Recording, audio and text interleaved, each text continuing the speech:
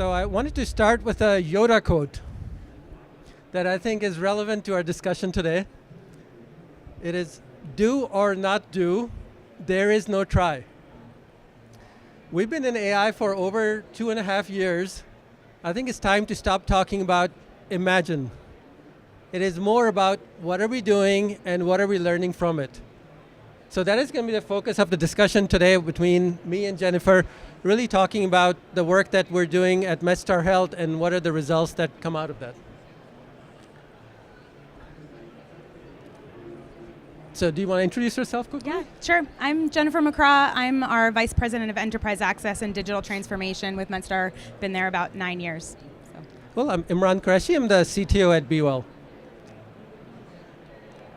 So let's start with some do stuff. So we're going to show you a few demos about how we're working together to make it easier for patients to find the care that they need. So AI, let's go ahead and play the first video. So in this case, you're seeing that patients are looking for care. They come in, they're looking for primary care. And they're able to find primary care doctors. That's pretty normal. But a lot of times people want care sooner than the first appointment that is available to them. So in this experience, you can actually go ahead and you can say, I want care sooner. And it will actually walk you through a workflow to find more urgent care that you can get.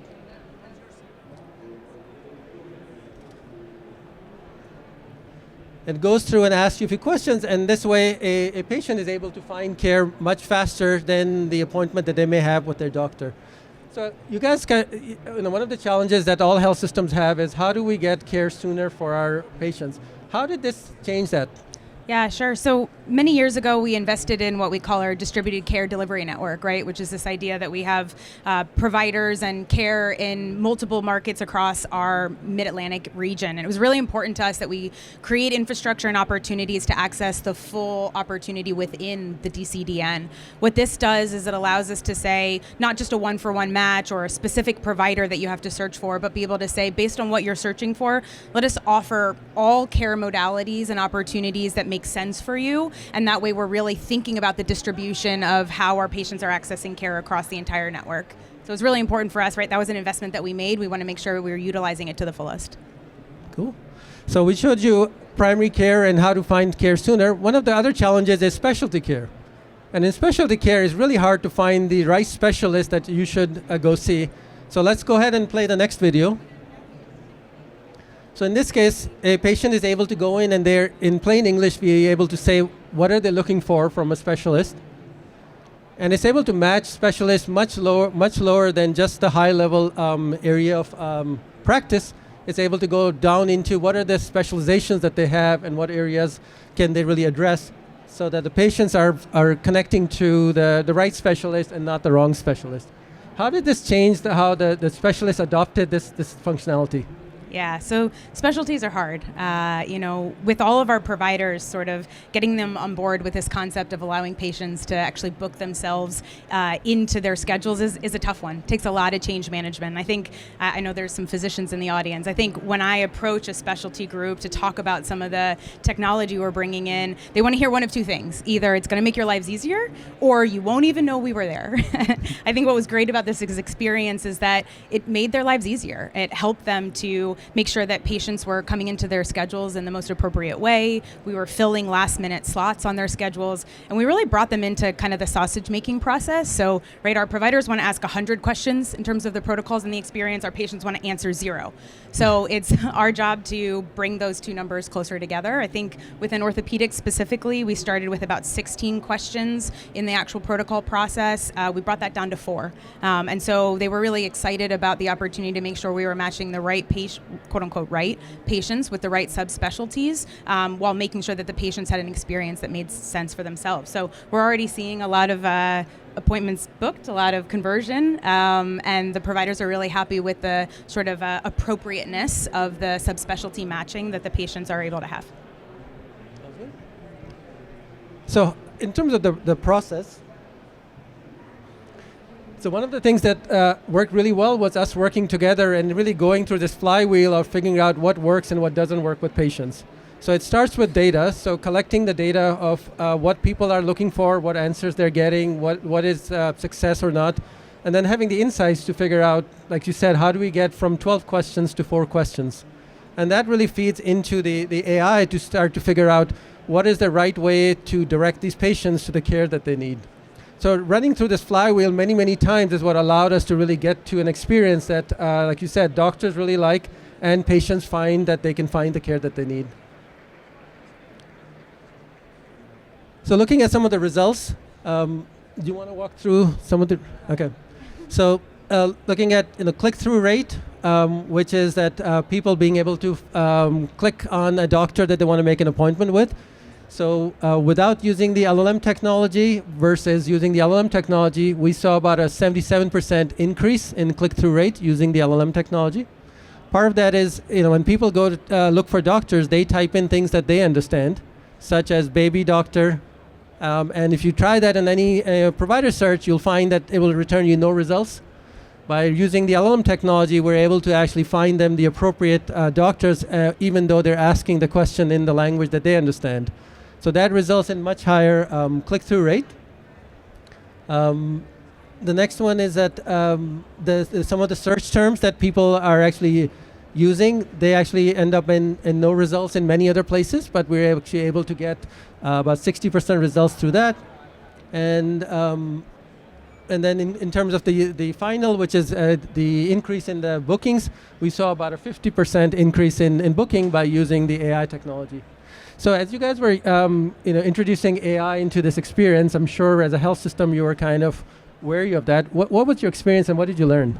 Yeah, so this is one of the first examples of natural language processing as a use case within our health system. And I think that you're right, the data, the underlying data source was the most difficult part. The technology was hard, not to discredit, but making sure that our providers had validated the clinical key terms that were underlying this experience. So matching all of the patient key search terms with our provider scope of practice and profiles to make sure that we were matching that sort of crosswalk appropriately, and also deduplicating, right? So we want the LLM to be able to do what it does best. And if it has to run through a multitude of touch points along the crosswalk, it slows it down. So it was our job to make sure that the data underlying was accurate and it was simple. That required our providers to not only get on board, but actually spend a significant amount of time going through their profiles, updating them. It was work that we needed to do. So our profiles are now consistent across not only the underlying data here, but when you actually go onto our website, all of the profiles that you click through to find our providers are clean and consistent there as well. But without that matching capability, we're not necessarily producing the right results. We're not surfacing the right clinically appropriate match terms. And we want to make sure that we're comprehensive, but we want to make sure that we're accurate. We also want to make sure, when we think about innovation versus safety, this is new technology. This is a better experience than just typing the actual provider that I know that I want to see. Now I get to type baby doctor or my tummy hurts or whatever you want, and we're surfacing the right care modalities for you, but we're not a clinical triage tool. We had to be very clear that there's a difference between care navigation and offering the right care modalities and saying we're not diagnosing things here, and putting in the right conditional navigation to say if you hit certain terms while you're searching, shortness of breath or tightness, we're sending you to the ER, right? We're saying do not go through this booking flow, do not book an appointment for a week from now, call 911. And it was really important to our health system, but our providers to know that we were building that experience into a sort of a fail-safe into the experience as well. Yeah, I think that's a really good point. I think one of the examples that I was really interested in is the telehealth example. So I know most places when you're booking an appointment in person with the doctor, you go to one place, and if you want a telehealth appointment, you go to a completely different place. So in this experience, we combined both of those together. What was the result on your telehealth bookings? Yeah, what we see telehealth as is that it offers that sort of near-term solution, and we design the experience that way. So you might be going in searching for a particular provider that you think you want to have an in-person visit with, but the next availability is 6 months from now. So instead of just saying, do you want to see, virtual medicine, we're actually able to say, do you want care sooner, right? And we very specifically chose that language so that it offered a near-term access touch point, and we're seeing quite a bit of conversion. I don't actually know know the percentages, but we're in the high 80s, 90s% of filling all of those virtual telemedicine spots where patients come in looking for virtual care, but choose the telemedicine because it is the more near-term option. And obviously those, our providers that sort of support that care setting are really thrilled about that being another entry point to their practices. Cool. So I think as we think about the future, where we're going is really starting to turn this whole experience into a conversational AI experience. We launched Bailey this morning, as I'm sure you guys probably would have heard. Feel free to come by the booth and actually play with it yourself. Again, it's not imagine, it is do. You can actually do it. So let's go ahead and play the next video, please. So this is taking the same thing we showed and really putting it in a conversational AI experience that is more natural for a lot of patients. So they can look at their health record, they can find out what types of care that they need, and then be able to search through that care provider directory to be able to find the care all within the same chat experience.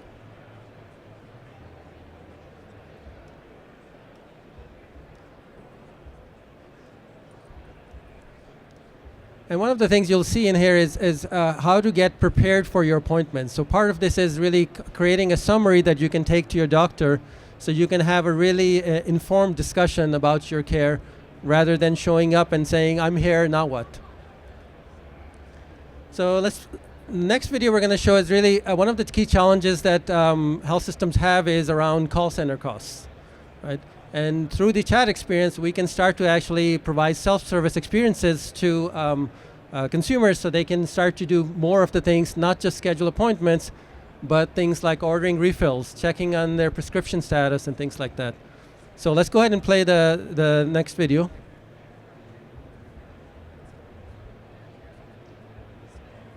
So in this video, you're going through a process where a patient is looking at their medication list, and now they're figuring out what medications need to be refilled.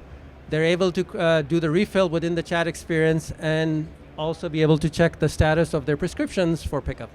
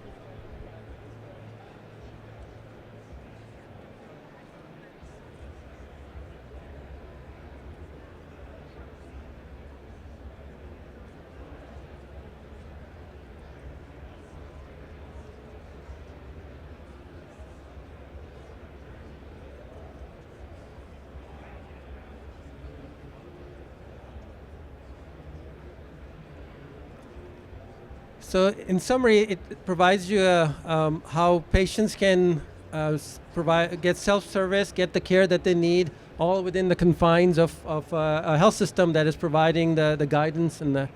So one of the questions I would ask to kind of end with, and then we can have some questions, is how, based on this experience, how do you think of AI kind of helping your health system moving forward? Yeah, well, we have, a lot of use cases that we're thinking about. Sort of, I'll take the clinical side out of it, but more on the administrative side. And I think what we're trying to offer is a robust marketplace for our patients. We want our patients to come. I mean, you can see sort of the multitude of capabilities or functionalities that our patients are able to come and utilize. I think what AI allows us to do is offer more of that "how can I help you" experience, right? So not just coming for one particular sort of unique experience, but be able to resolve a lot of their issues all at once. So, the use of agentic AI for us allows us to keep the sort of personal touch without actually having the people behind it, right? So we're thinking about that as well. I think we participate in a multitude of marketplaces outside of our organization just as entry points into the system. But for us, what we've created here is a marketplace, a pretty robust marketplace where there's options for us to not only bring you in initially, but keep you here and make sure that even if you don't see or find what you need right away, we're offering other avenues for care and keep you coming back. So I think that AI has a lot of value. It helps us, right? Our people tend to be the highest cost for us. And so we're able to sort of help them work at their highest, work to their highest. And I think that's where we see it going. Thank you. And so if you guys want to look at any of that, come by the b.well booth and see it all in action in MedStar and Bailey. We have some time for questions if people have any. Go ahead. Can you speak into the mic? A couple of questions. Number one, what has been the adoption of this platform versus the usual picking up the phone and calling the office over time? You know, if you want to go back a year or two, what percentage of folks have now actually adopted this sort of an online option? Just like self-service in general, not AI necessarily, but the online booking. Yeah.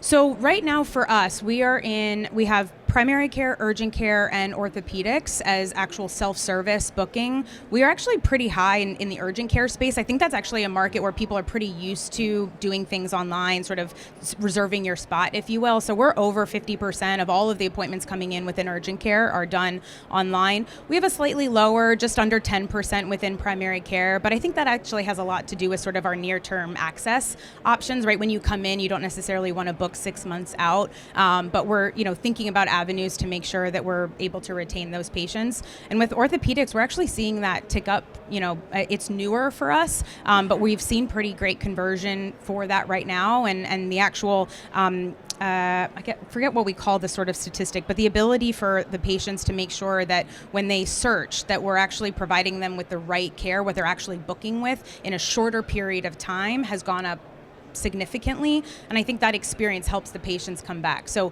we're looking to expand to almost all of our other sort of schedulable specialties pretty quickly because I think it's what our patients want. It's no secret our health system is actually converting to Epic as our EMR right now, and we know that that's actually, a lot of patients are looking to schedule through MyChart, right, above 30% in a lot of the top organizations, and I think we're hoping to, penetrate in that realm as well. If I can ask a follow-on question. Well, It's not a follow-on, it's a separate question completely. With regards to scheduling for specialists, let's say like the example you had is a shoulder surgeon. Yeah. How do you ensure that the efficiency of that doctor is still in place? Because a lot of people that have shoulder pain would need like 6 weeks of physical therapy before they actually go on surgical to actually case.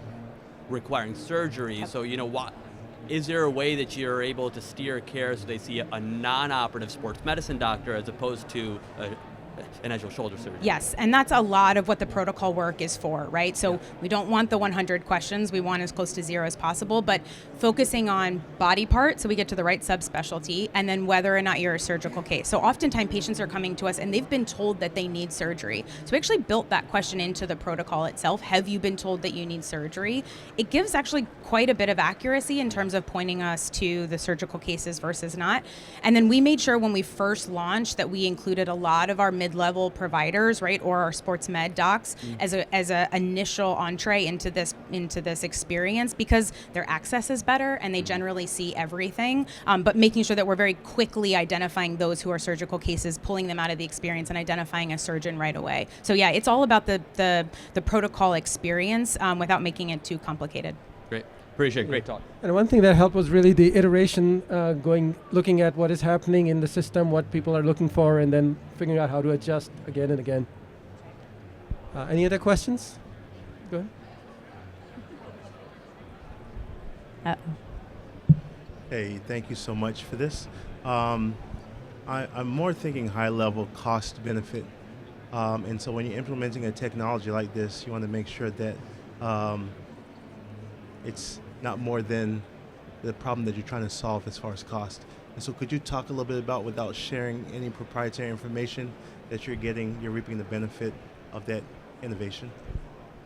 Yeah, I mean, I can speak to the value side of it, right? I mean, we have our contract with b.well, so they help us, and it works on a sort of per interaction cost for us. But we've done it in such a way that we're both organizations are incentivized towards growth, and we've made sure that on a per visit perspective, especially it's why we wanted to get into specialty care right away, because that conversion is much higher for us. So we believe that the expansion of the market that we get through this experience actually creates the value for us. But they've been great partners in making sure that margin is there for both sides. Yeah, I think partner is really the right word, because we believe that if the health systems we're working with succeed, then we succeed. So we try to find ways that we can both succeed together. So we appreciate the partnership. I think there's time for one more question if we have it. No more questions. Okay, thank you so much for your time. Thank you.